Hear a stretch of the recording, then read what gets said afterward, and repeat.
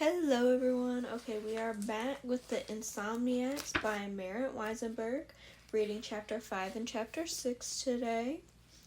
Okay, chapter 5, Monday, April 4th. Rain poured from the eaves in sheets. I kept my gaze trained on the fogged-up window that looked up on the crowded school common, while Izzy, her body twisted in her desk chair to face me, used both thumbs to quickly blend concealer beneath my eyes, even with the door open between periods. The classroom air was humid and close with the smells of BO hair and snacks from the previous class. "Don't move, hurry," I said to Izzy. Behind me, I heard the sounds of students filing into the classroom. This was my last class of my first day back at school since the accident. The entire day, I'd been self-conscious that people had heard about it and were whispering about me. I knew I looked like shit. Izzy was trying to help with the dark half circles that ringed my eyes. She couldn't do anything about the fact that because of the staples, I hadn't been able to wash my hair for days. I was feeling less human every moment.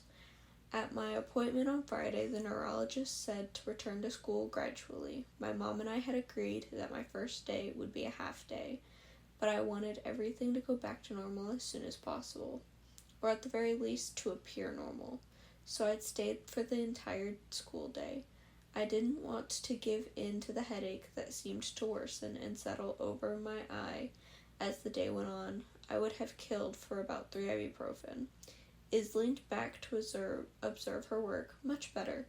You don't look as tired. Here, use this. I promise I don't have herpes." I took the gloss from her, smeared it on, and handed it back. Izzy, a true theater girl, squeezed the tube, flipped back her long black hair, and slowly dragged it across her mouth, beckoning people to look at her. The opposite of me. I hated nothing more than drawing attention, except in diving, but that felt like a separate world. Spectators seemed to fade. More eyes had been on me since we'd returned from winter break. I was suddenly as tall as my mom, close to 5'9". I'd noticed them noticing my very late growth spurt. Probably training so hard had it delayed, and maybe it had to do with suddenly having what Izzy referred to as a great rack. I now had boobs, something I had doubted would ever happen. I liked it, but I wasn't used to it. I was finding it harder to recede into the background. In 9th grade, I'd been lucky enough to find Izzy Aaron, or she found me, extroverting my introvert. For some reason, she'd decided we were going to be best friends. Izzy was also part of a group of 5 other girls, all of them extremely into theater and dance. I hung out with them, but I was on the fringe since I was away so often, either at practice or traveling to a meet. When I was in the group at lunch or on text, most of the time I was playing catch-up mode, trying to piece together what I had missed. "Why don't you keep the lip gloss for tonight? Just reapply before your award thing and voila! The rest of your makeup is already done." Although I felt like death, I was going forward to seeing Coach Mike at his award dinner tonight. It might make everything feel normal. "Why are you all dressed up, by the way?" Izzy asked as she zipped her small silver mesh makeup bag. "I'm not. I'm just not wearing a hoodie for once. I wore a short sleeve button down and my best pair of jeans. I'd carefully put my hair in a bun in an attempt to cover up the staples. You should dress like this every day. You look beautiful." "Stop. Why can't you take a compliment? You sound exactly like your mom right now." Izzy glanced up at the new arrivals. "He just walked in," she said, her voice breathy. It was crazy, but I already knew I always knew the exact moment Van walked into English class.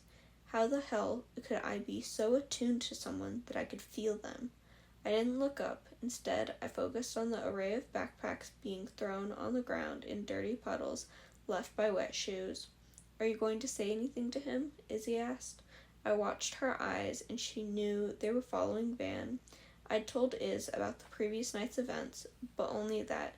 She had no idea how I felt about Van. I don't know. Don't worry about it. But you think he saw the light too, right? Honestly, I could be making up the whole thing. Or there's a meth lab right next door to you, and neither of you bothered to call the police. What if it had been nothing? I'm recovering from a concussion. I was freaking myself out. If I'd called the police, the whole street would know. And there's a good chance I would have been the girl who cried wolf. So, it would have been an honest mistake. No one would even think you called the police lightly. And who cares what people think? Well, apparently I would rather be murdered than look foolish in front of Van. I was sure he already thought I was crazy after I'd barged into his bedroom last night, only to later be caught staring into his bedroom window. I mean, I don't know what you guys think, but I do think that's a little creepy. After we'd locked eyes, I'd spun around, snapped off my light, and sat on the edge of my bed until dawn, wondering if I should do something, if Van was going to do something. I didn't have his cell phone number, so I couldn't contact him except through his social media. I grabbed my laptop, but then blurry-eyed, I'd quickly lost any sense of urgency as I went down a rabbit hole looking at photos of Van, his band, so many long-legged girls, so many friends.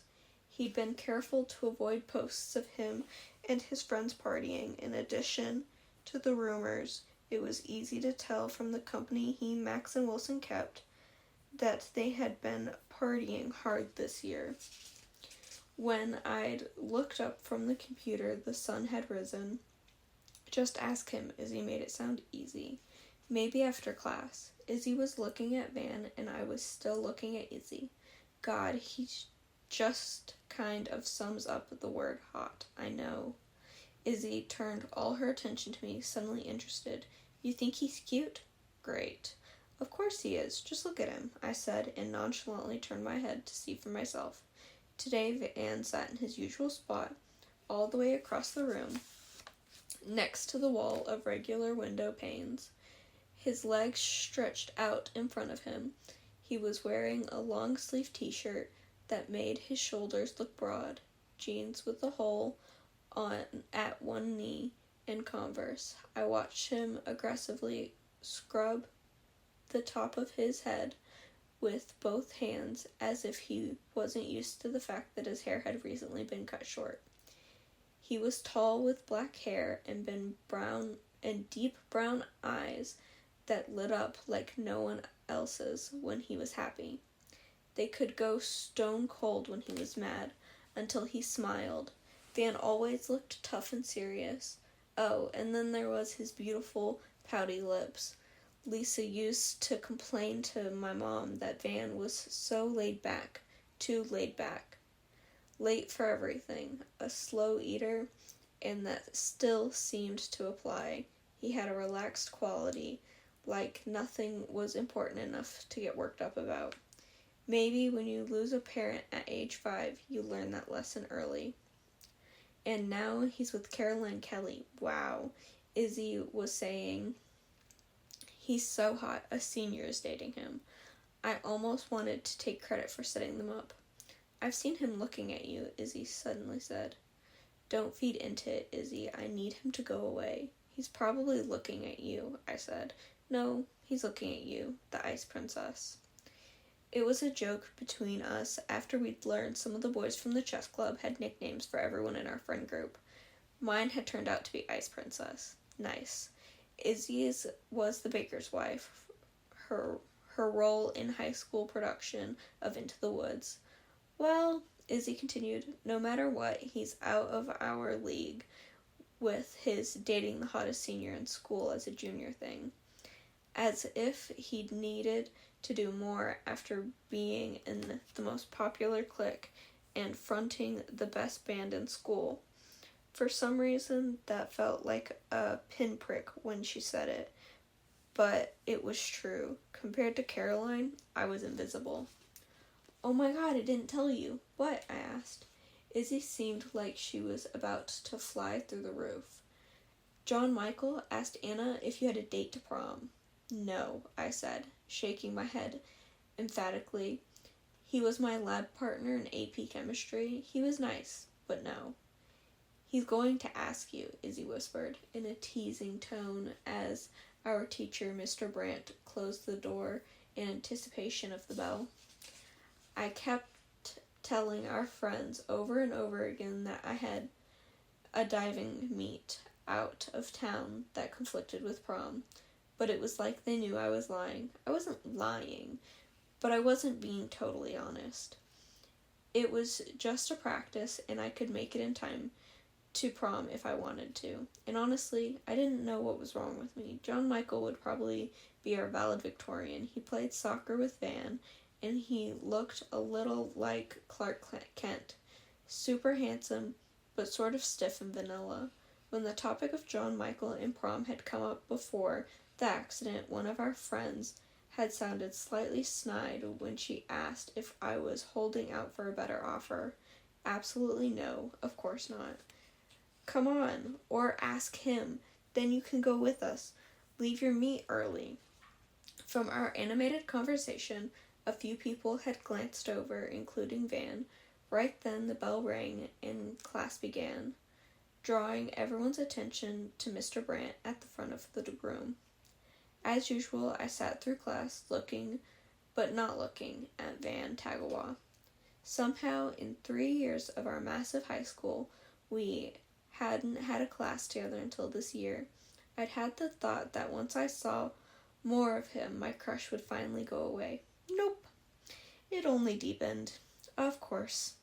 I'd seen him in the halls, but years had gone by since our last meaningful interaction, and we'd ignored each other since. Actually, I doubted Van was actively ignoring me.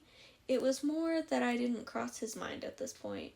Beginning freshman year, there were so many new faces in his life.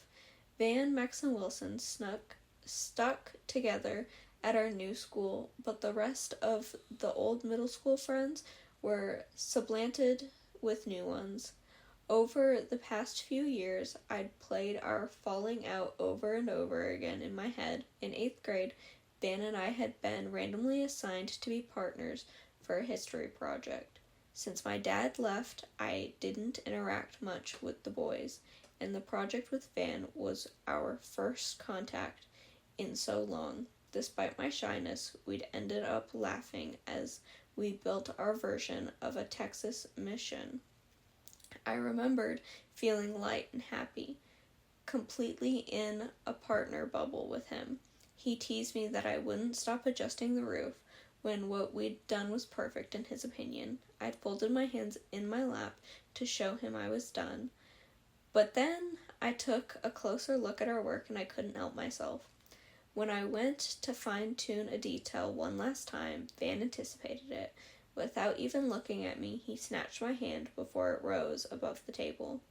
I remembered staring straight ahead and grinning as I lowered my hand to my lap, but Van didn't let go. It was one quick movement. He flipped our hands over and intertwined his fingers with mine. We both stilled. It could have been 1 minute or 20, I'm not sure how long it lasted, but we held hands for the rest of class. Underneath the table, our hands resting against my denim-clad leg. I remembered that all-consuming intense awareness of Van. I couldn't breathe. It was addictive. My 14-year-old self knew it didn't get any better. Then, to my total horror, Max leaned his chair back on 2 legs and exclaimed incredulously, "Are you holding hands?" We dropped them like we were on fire. I never told anyone. Maybe because I didn't want Van to do it first. I'd pretended it had never happened and that he didn't exist, maybe because I thought it would make Max and Wilson's incessant teasing end sooner. Girl, that never makes it end sooner. That makes it worse. Maybe because what I'd felt for Van was too much, an avalanche of big emotions. Of course, now I completely regretted how I acted. The next morning after the incident, Van smiled at me. When I walked into the classroom, I ignored him. He ignored me back ever since, until last night. Now, 3 years later, I watched the face of the wall clock in my high school classroom and debated whether to try to talk to him. The second hand on made one full sweep. 10 minutes left of class. I concentrated on our teacher, who paced at the front. I needed everything in my life to stabilize as soon as possible. It was in my best interest to go back to our default mode of non-communication, but at the same time, I wanted to compare notes on last night. It would be so easy to catch him at the end of this class. I could also let it go. There were 7 minutes left of class, then 2. When the bell sounded, I had to keep myself from covering my ears. The ringing was definitely louder than usual, but no one around me seemed to notice. Izzy chatted nonstop while I was underwater, moving in slow motion. I rubbed my neck on my shoulder and surreptitiously raised my eyes to see if Van had already walked out. Across the room, he was shoving everything into his backpack. Once he was packed, he began to yank hard on the zipper. Exhaling, I bent to tie the lace of my white tennis shoe, buying myself time. In hyperfocus, I noticed a smudge of gray dirt on my shoe. Come on, just leave it. Let it go. Hey, I gotta go, Izzy said impatiently as she waited for me. Izzy's next class was across campus. I'll call you later, I said. Izzy raised her eyebrows as understanding dawned on her that maybe I was going to approach Van. Call me immediately. When she passed, she brushed my shoulder purposefully. The classroom kept emptying. There were only 5 people left, including Van. My last period of the day was free, so I could linger. Even Mr. Brandt walked out, cell phone pinned to his ear. Then, unbelievably, it was just the 2 of us left. Van headed towards the exit, his eye on the ground. My heartbeat went into overdrive. I started down my aisle toward him, and right when Van raised his head and looked over at me, a voice called out from the doorway. Good, you're still here. John Michael stood at the door. He grasped the door jamb on either side, his body bowing into the classroom, effectively blocking the exit. Hey, I said, distracted. John Michael released his hold and stepped into the room. He was clad in a polo shirt. His broad chest narrowing down to a slim waist. Excuse me, Van said as he tried to squeeze past John Michael, who still blocked the path of the door. Hey, Van, John Michael said, moving aside. Johnny Mikes, Van nodded at him in passing. I almost smiled when I took note of the warning heavy tag Van had obviously taken off a suitcase and struck onto his backpack. Did you take my folder by any chance? John Michael asked me. What? Oh, let me check, I responded.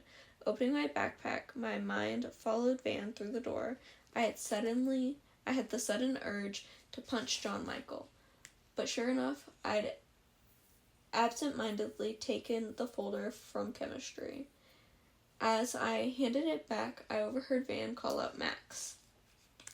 Over John Michael's shoulder, I saw Max and Wilson stop walking. The small group gathered just feet away from us. Where were you guys last night? Van asked. I tried to keep listening as John Michael continued to talk to me as he placed the folder in his backpack. Home, Max said. Home, Wilson echoed. Nice tattoos, Van said, gesturing to Wilson's upper arm. I saw a flicker of vulnerability in his eyes. Wilson's hand flew to it like he wanted it to cover it from Van's sight. I saw that Max had the exact same tattoo, something they had clearly done without Van. Both boys stood there, neither of them knowing what to say to their friend. Seba, the boys' overnight new best friend, materialized. "What up, assholes?" Wilson ignored Seba. He remained intent on Van, as if he knew he was about to lose Van's attention and wanted him to stay. "You coming over later?" The last carried the hint of a challenge, like he was waiting for his friends to say no. After a pause, Van said, "I'm meeting up with Caroline, then band stuff." Van reluctantly turned his back on them, leaving his best friends behind. "Tell your girlfriend hi from me," Seba called after him. Van held up a middle finger, then disappeared into the sea of students. Wilson muttered a curse word under his breath as he watched Van go. Like the interaction hadn't gone the way he'd wanted. Max stared at the ground. Why wouldn't he look at Van? Wilson noticed me standing there. For a millisecond, his eyes swept over me. "Ingrid!" "What?" I focused on John Michael. He was looking at me strangely. I lifted a hand and touched the back of my head, as if to make sure I wasn't coming apart. "You coming?" "Oh, yes." I adjusted my backpack, but it flipped upside down, and slipped out about 1,000,000 pens, loose change, and of course a tampon, right at Max and Wilson's feet. Instantly, they both bent low and helped me gather up the mess. I had to hand it to Max, that he picked up the tampon along with a handful of pens and put it back in the zippered pocket without a word.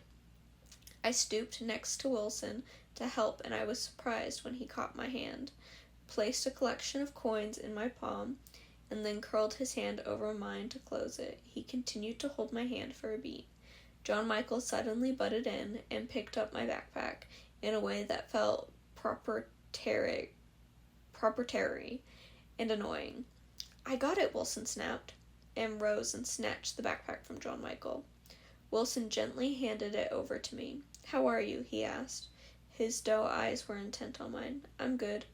What in the world was going on? Why was he suddenly talking to me and being so weirdly chivalrous? Then I remembered the accident. He was just being nice. "Thanks," I said to Wilson, and gave Max a quick smile as I followed John Michael's lead into the crowded hallway. "Of course," I heard one of them say behind me. I made my way through the swarms of students, replaying the scene I had just witnessed. I couldn't imagine a world in which those boys weren't friends. Ooh, sounds like Van is being left out of the friend group. Goodness. Okay. Chapter 6. Monday, April 4th. Coach Mike had made me laugh earlier when he'd texted, "You coming tonight? This place is not the same without you." It finally happened. One of the pipsqueaks pooped in the pool, and there went practice.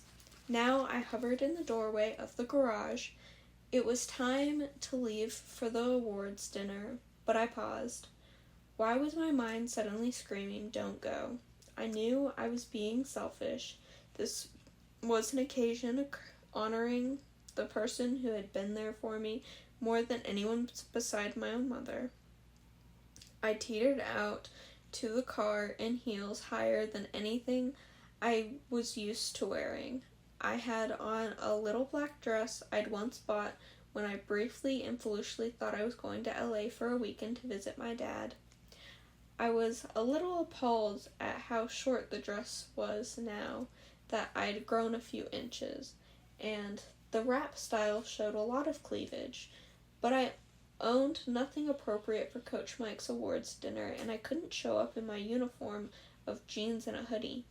The cul-de-sac was quiet for 5 p.m. Mr. Kitchen, a cranky retiree, tore down the street on his bike in full tight racing regalia, but all the usual little kids were nowhere to be seen. It was verging on uncomfortably bright and hot at 90 degrees. As I drove by Mr. Kitchen in my old white Mazda, I thought I saw his face contort, and then he shouted at the car. When I looked in the mirror, his back was to me, and he was biking in the opposite direction.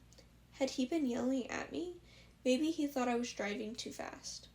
I turned the corner, accelerating, just as a deer came bounding from the thick brush. It darted to the other side of the street, just feet from my car. I slammed the brakes, preparing for impact, and watched it miraculously soar over my hood as my body was whipped back and forth. For a moment, I sat in the idling car, the smell of burnt rubber coming through the vents, panting from both the scare and the shooting pain in my head.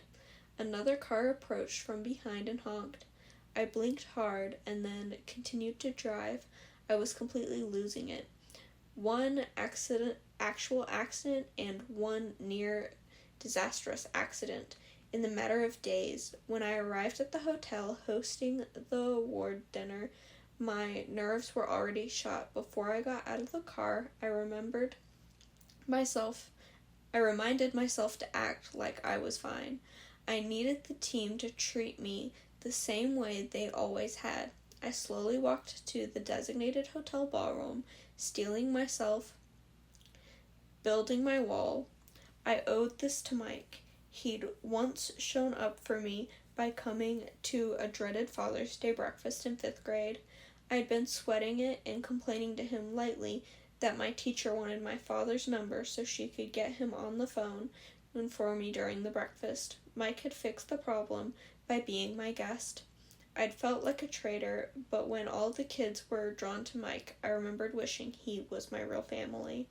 When I entered the enormous room that was a sea of round tables and floral centerpieces, I was immediately surrounded by fellow divers. Kisses and hugs flew. I was aware of their lean bodies and unworried faces. I could have been an old teammate who'd retired and come back to say hi. "You look so hot, Alex," one of my better friends on the team commented. I waved it away. "No, seriously," Annie, our other friend, said. "Come sit with us. Mike said he wanted you up front when you arrived. You're late, by the way." I noticed all of their dinner plates being cleared away. I hadn't realized how late I was. It was the little details that were falling from my grasp. I honestly couldn't remember what time the invitation had said, and I couldn't recall even checking it. Somehow I had gotten myself here. "How are you feeling?" Alex asked. "I've been waiting for you to text me back." "It's all good, I'm fine," I lied. I scared my mom more than anything else. Walking into the ballroom was like being thrust from one bubble directly into another. I squeezed in between the girls and politely greeted Annie and Alex's parents, who sat across the round table and stared at me for a moment longer than I would have liked. I was sure it looked weird that I came without a parent. My mother felt bad about not being able to make it, but she couldn't find anyone to trade shifts with her. The awards dinner was a glorified fundraiser for the aquatic center and a nice night for the team. Usually the swimmers got all the attention translating money, so it was a big deal that Mike was being recognized. It was also the unveiling of the plans for Mike's new diving facility. Obviously, it belonged to the aquatic center, but it was being built because of Mike. "Look at him," Alex whispered, gesturing with her chin to a table up front where our coach sat with his young wife, Laura. I guessed that Mike was around 34 now, though he looked younger. Sun-kissed, wearing a dark sport jacket and tie, Mike looked like someone who had grown up poolside at a country club, and was totally at ease in a crowd of wealthy donors. But I knew he preferred to be surrounded by kids. He loved coaching, and it showed. Coach Mike was intense when we were diving, but when we weren't, he was fun and funny. The little kids clung to his legs, and he had silly nicknames for each of them. Charlie Tuna, Squirrel, Jackamal. With the older kids, he was firm when he needed to be, but he also joked and made practice fun. When girls, Alex for one, relentlessly flirted with him, he either ignored it or sent them off to do burpees. But what made him great? Coach Mike instinctively knew what would inspire us individually and how to draw out our best performance. We were always so proud he was our coach, of how young, smart, and cool he was, especially compared to the militant coach who barked at his swimmers at the next pool over. He looked so gorgeous, all fancy in his dress clothes, like a hotter Roger Freerer. Alex said, "It's like aquatics finally realized he can make them some money," Annie said. Then she suddenly grabbed my arm. "Laura's pregnant. I'm so excited for them," I said enthusiastically, trying not to give away that I'd known for months. "Laura told us a few minutes ago, and you'll see her. It's obvious." "Mike's having a baby," Alex said, sing-song. "Shh." Alex's mom held a finger to her lips and pointed at a giant screen as the slideshow presentation began. Over a melody of pop music that gave away to a more nostalgic song, I watched Mike's career play out in the photos. The first slide showed Mike at the high school where he'd first coached. A much younger Mike stood next to 2 rows of thrilled kids who excitedly brandished their impressive array of medals for the camera. My eyes had left Mike in the photo, and I was studying these kids who'd been his first team. The slideshow changed. "Go back," I thought I recognized someone. I half stood and actually murmured, "Wait," out loud. Our table snapped their heads to look at me. Alex gently pushed me down. "Are you okay?" she whispered. "Yeah." I pretended something was caught under my chair and scooted closer to the table. Oh my God, I was becoming unhinged and forgetting myself in public. A trickle of sweat dashed the length of my neck.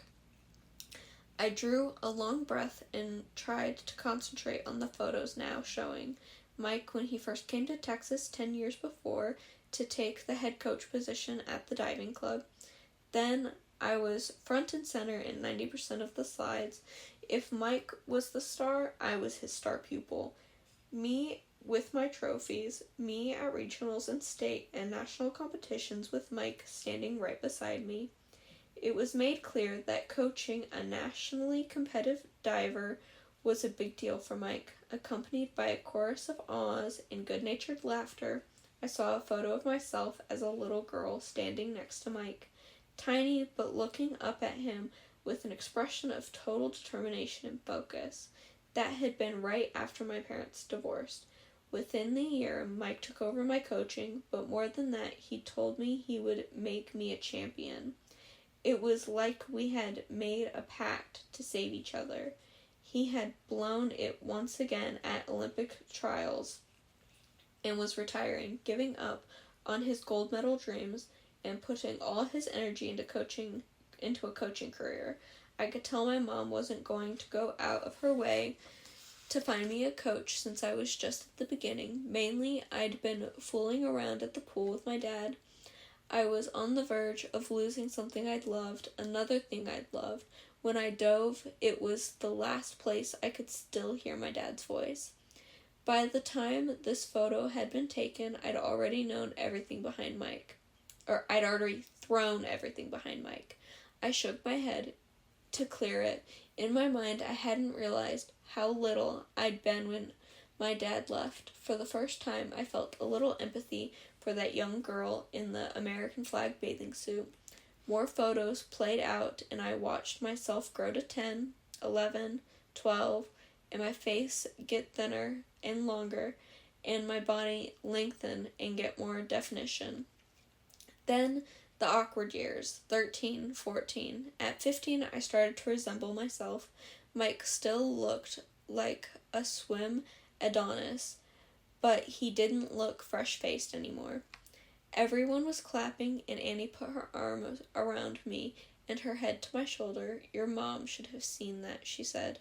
Even I felt the weight of what Coach Mike and I had accomplished together and built bit by bit over the years. My dad once said, "You can go the distance, and I'm the one who will get you there."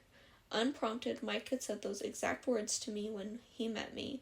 almost verbatim, and then he repeated them again and again over the past several years. I clapped along and kept my face pleased but neutral, while heads craned between me and Mike. When the overhead lights gradually brightened, heat radiated off the back of my neck from being the center of attention. I focused on my folded hands resting on the red tablecloth, strewn with used napkins and a butter dish nestled in a bed of melting ice. When he was presented with the Coach of the Year by the Aquatic Association, Mike dragged his chair back and took his place standing behind a small podium. Our team logo projected on the screen behind him. My mind drifted while Mike thanked many people, including his wife, who herself had been a diver at the University of Florida. Mike spoke about finding his calling as a coach, about his divers. I wouldn't be up here if I didn't have amazing athletes. Then he said my name. Ingrid is the athlete. She has nerves of steel in competition, focused, flawless, the one who comes along once in a coach's career if you're lucky. She has taught me how to coach just as much as I've taught her how to dive. I never stop learning from her. You are special, Ingrid, and I never want you to forget that. I don't say it enough, but I'm very, very proud of you. He looked at me pointedly. My face was bright red, but I nodded and smiled. What he said meant everything. I hoped he still meant it. What a shit show, Annie said. What? I snapped my head and looked at her. I said, what a great show, she said, looking at me curiously. Mike made a close remark I missed, and then suddenly the entire ballroom rose for a standing ovation. I turned my head to scratch my bare shoulder with my chin. From the corner of my eye, I caught sight of a familiar cascade of tawny hair. I lifted my eyes. Immediately I lowered them and turned my face forward again. Oh my God, she missed the whole thing. Alex leaned over to say to Annie and me. Oh, Annie said with understanding then. Well, if he was my date, I'd show up late too. Do you think Mike saw her come in late? No, but he doesn't care. She does whatever she wants, and he knows he's not going to change her. If she were going to the USC on a diving scholarship, it would be a different story. But she's not serious. She's just another former gymnast they recruited, and she's almost out of here anyway. I involuntarily looked back at Caroline. She was wearing a white lace baby doll dress and black cat eye makeup and looked like a French movie star. I accidentally met Van's eyes. He seemed to take note of my dress, and I resisted the urge to run a hand through my hair. I quickly turned away. What's his name again? Van, right, Ingrid?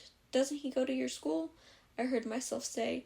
Yeah, he's a junior. I'm surprised she even has a boyfriend. She's so ready to move on from high school, Annie said. She tells me that every day. He's a junior. And he gave me a look. You just said that. Had I? Alex blatantly stares over my shoulder. But look at him. He's tall, dark, and handsome. But he's not cookie cutter, you know? He has really nice eyes, I said. Both girls look at me. I scooted the heavy banquet chair back from the table. I'm going to congratulate Mike. Yeah, he's going to want to introduce you around. Fundraising. I gave them both a hug, and then picked my way through the ballroom, smiling politely at people, seeing myself through Van's eyes as I made progress toward Mike, who was still only feet from the podium, the screen blank behind him, caterer swiftly clearing dessert plates. Mike was chit-chatting with the dad who ran our booster group, and a silver-haired gentleman wearing a University of Texas Longhorn tie. For the flash of an instant, I saw the younger Mike with his man bun telling my mom he planned to be there when I signed my letter of intent to the university, with the best diving program in the U.S. That had been so many years ago. I hesitated, deciding to melt back into the crowd when Mike saw me and excused himself from the small group. I hadn't seen him since the hospital, and now it felt like finding my best friend amongst a crush of strangers. "Where do you think you're going?" Coach Mike said, smiling. He had a glow from just being in front of a large audience. He gave me our usual big, arching high five. Arching? I'm not sure. He seemed relieved to see me too. I didn't want to interrupt. "Hey, congratulations," I said. "I wouldn't be here without you. You know that, right?" he said. I smiled and I shook my head, brushing it off, but it felt good to hear, especially one-on-one, and not just for the benefit of an audience. Someone asked if they could take our photo together. Mike put an arm around my shoulder, and for the two people who were rarely expressive with one another, we posed awkwardly for 5 seconds, then broke apart. "I would have hit my head sooner if I knew you were going to start being nice to me," I said. "Don't even joke," Mike said. "I'm still recovering from my heart attack." Then, more seriously, "I'm so sorry this happened." "Stop apologizing. This is my fault, not yours." "I'm sorry" had been Mike's mantra when we got to the hospital, as though if he said it enough times, it would hit the rewind button. It was the only time I'd seen him rattled in all years I'd known him. I wish I hadn't brought up the accident and ruined the moment with Mike, especially on his big night. Beads of sweat formed at my hairline, like I'd summoned my symptoms with mention of the accident. To change the subject, I was about to tease him about his fashion in the old photos when Mike put a hand on my shoulder. He made sure I met his eyes before he said, "Everything's going to go back to how it was." The way he said it, his tone, gave me pause. Mike sounded like he wanted it to be true, not that he believed it. His eyes were serious and maybe even a little unsure, like he was reassuring us both. As my mom had said, and as he had just showed in his presentation, we were tied together. My success was his success. "Of course, everything's going to work out," I said. "I'm fine." "Mike," a meaty hand clasped his shoulder. While Mike was occupied with greetings, I called out, "I'll talk to you tomorrow," and beelined for the exit, my mind churning with an even deeper understanding of my responsibility to Mike. "Ingrid," I ran smack through Laura, Mike's wife. "How are you?" Laura smiled, showing off the small, sexy gap between her front teeth. I loved her natural beauty mark just above her top lip. "Great. I'm great. Thank you. Ooh, for the sweet get well card. I just got it today. I'm sorry I didn't call you back," I said. Laura wrapped me up in her arms. I was surprised to see how far along she was already. It seemed like only recently that Laura and Mike had me over to their apartment for dinner and told me the news. Over Laura's sun-streaked brown head, I caught sight of Caroline gazing off into a corner of the room with a 1,000-yard stare. She was already bored. "It's so good to see you," Laura murmured. "Wow, look at you." She held my hands away from my body and checked me out. "How can you be even taller than when I last saw you? And I'm obviously fatter." Laura dropped my hands and cradled her arm beneath her belly and encased in a stretchy purple dress, and laughed. It was true. They used to invite me over regularly on Friday nights, but it had been a few months. I'd finally been free to accept Izzy's invitation to Sabbat dinner at her house instead. I'd hoped it wasn't because Laura and Mike were embarrassed. They'd fought in front of me the last time I'd been over. Mike had missed Laura's doctor's appointment that day. Even to me, it was clear he was in denial